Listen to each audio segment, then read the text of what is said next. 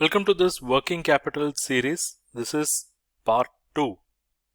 Again, this is going to be a comprehensive case study and it will be useful for bank executives. It will be useful for bank executives in their work as well as if they are preparing for CCP examination, it will be relevant. It will also be useful for students who are pursuing professional courses like CA, CMA, CS, ACCA, CIMA, and it will also be relevant and useful for students who are pursuing graduation like BCom, BBA, and post graduation MCom, MBA. Let's get into the case.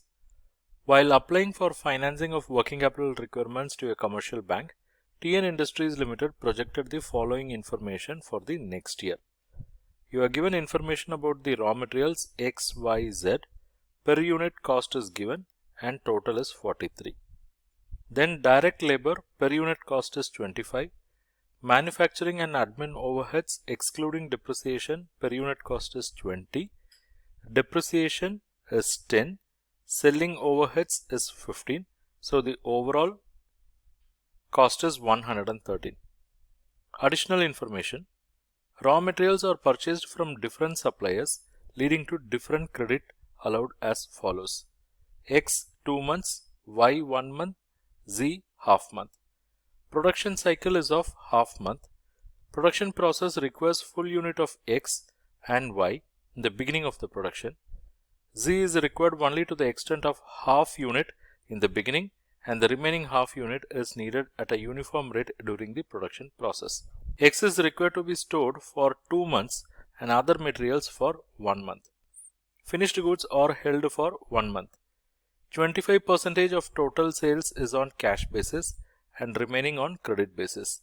The credit allowed by debtors is 2 months. I think we should read it as credit allowed to debtors.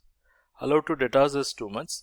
Average time lag in payment of all overheads is 1 month and half month for direct labor. Minimum cash balance is 8 lakhs that should be maintained. You have to calculate the estimated working capital required by the company on cash cost basis if the budgeted level of activity is 1,50,000 units for the next year. The company also intends to increase the estimated working capital requirement by 10% to meet the contingencies. You may assume that production is carried on evenly throughout the year and direct labor and other overheads accrue similarly.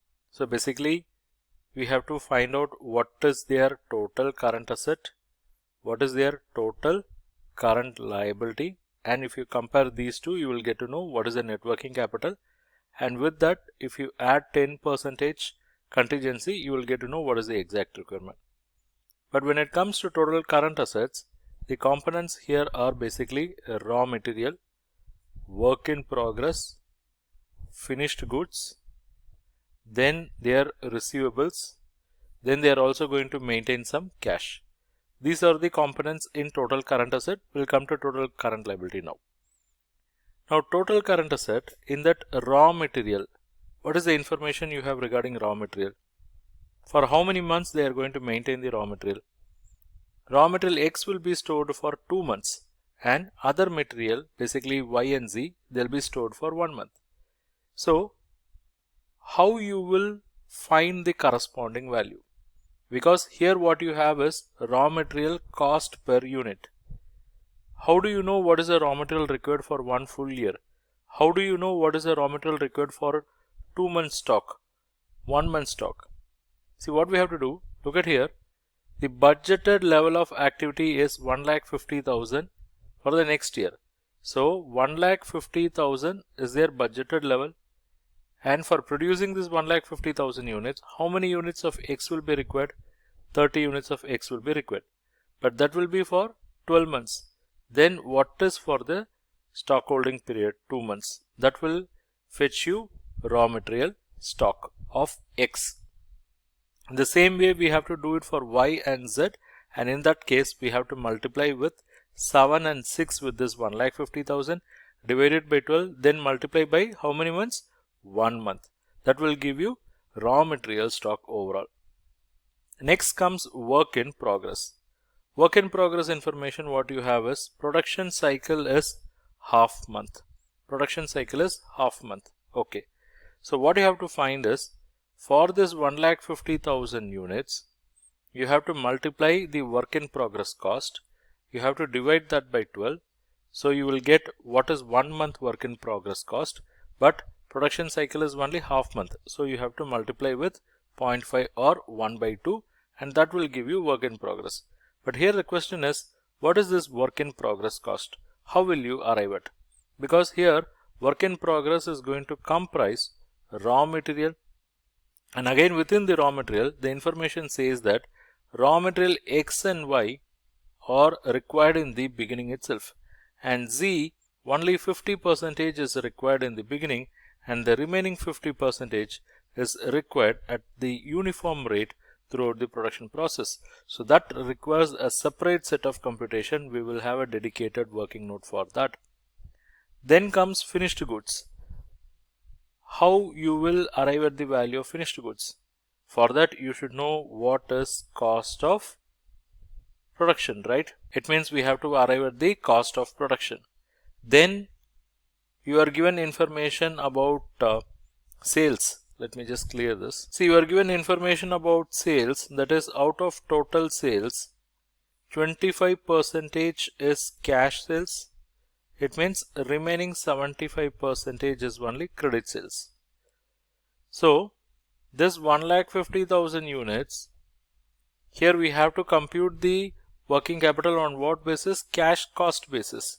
So we should compute what is the cash cost of sales, CCOS. Okay, so 1,50,000 into cash cost of sales, that is for 12 months.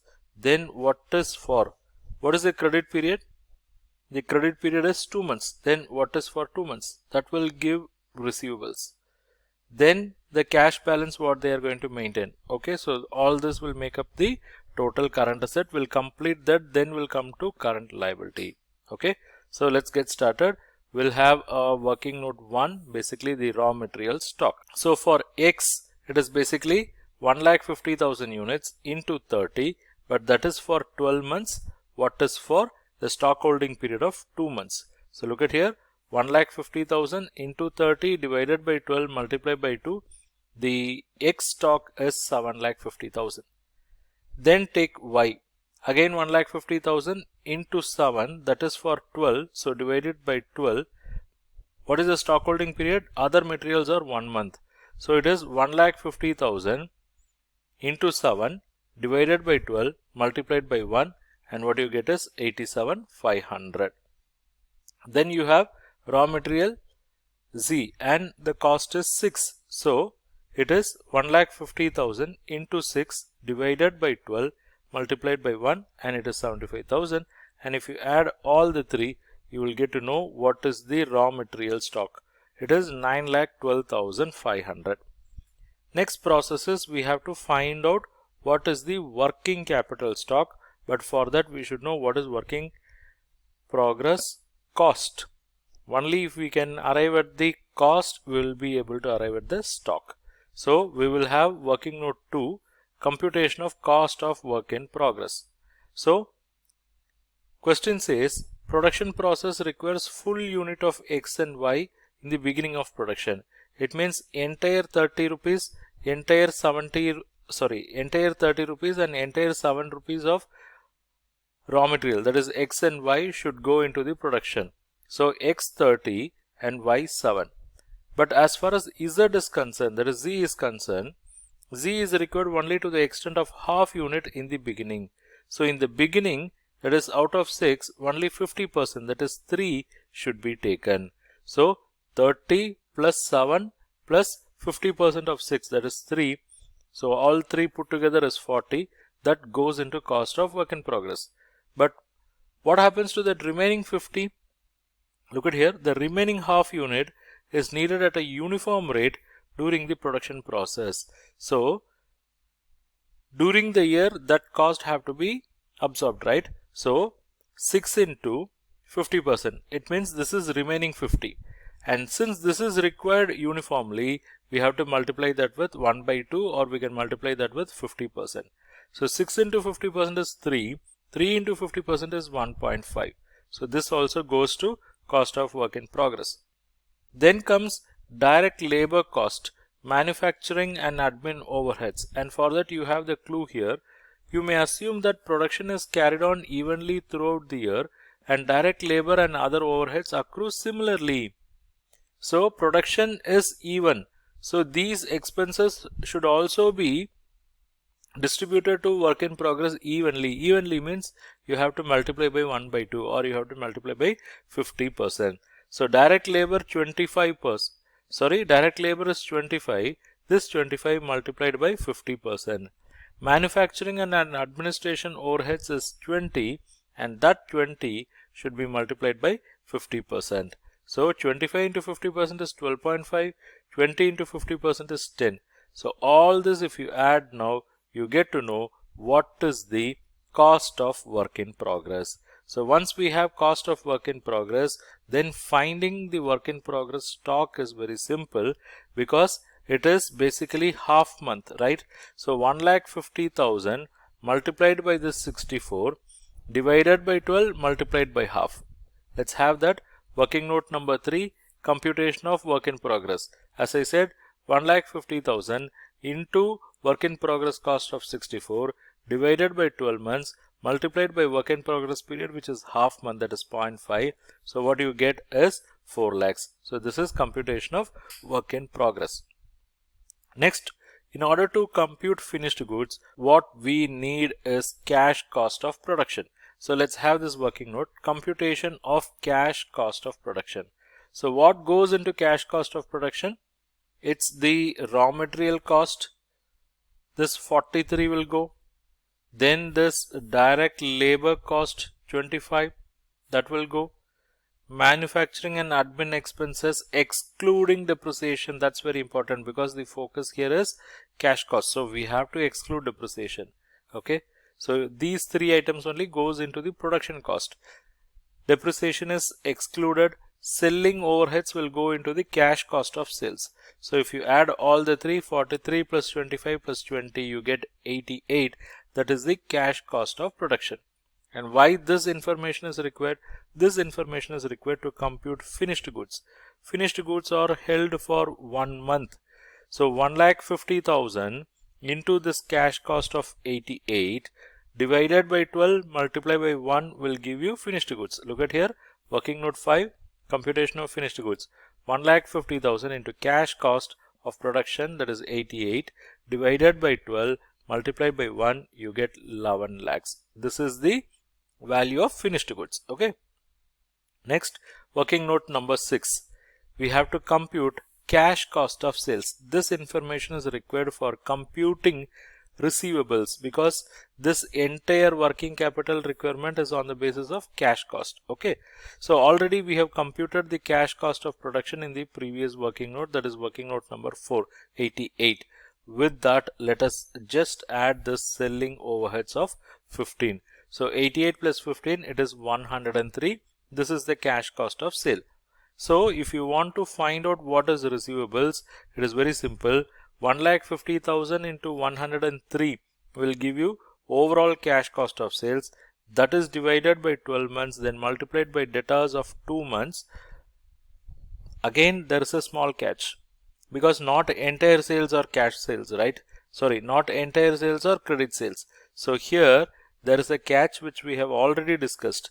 That is, out of total sales, only 75% is credit sales. So what we have to do, 1,50,000 into 103 divided by 12 multiplied by 2, that should be eventually multiplied by 75%. So look at here, computation of receivable, 1,50,000 into 103 divided by 12 multiplied by 2, because this is 2 months, multiplied by 75%, because this only captures the credit sale, and eventually you get 19,31,250. So this is the receivables amount. So in this way, we have calculated all items related to current asset, and one item which we should not forget is minimum cash balance. Okay. Then comes current liability items. what are the information you have regarding current liability? Look at here, average time lag in payment of all overheads is 1 month and half month for direct labor. So direct labor cost per unit is 25. So 1,50,000 into 25 will give you the annual cost, that is divided by 12 multiplied by 0.5. That will give you outstanding labor cost. And another important thing is related to raw material. Look at here, raw material 2 months credit, 1 month credit and half month credit. So 30 into 1,50,000 will give you annual raw material cost of X, that divided by 12 multiplied by 2. So look at here, working note 8 payable for creditors, 1,50,000 into 30 divided by 12 and multiplied by 2 will give you raw material for product X.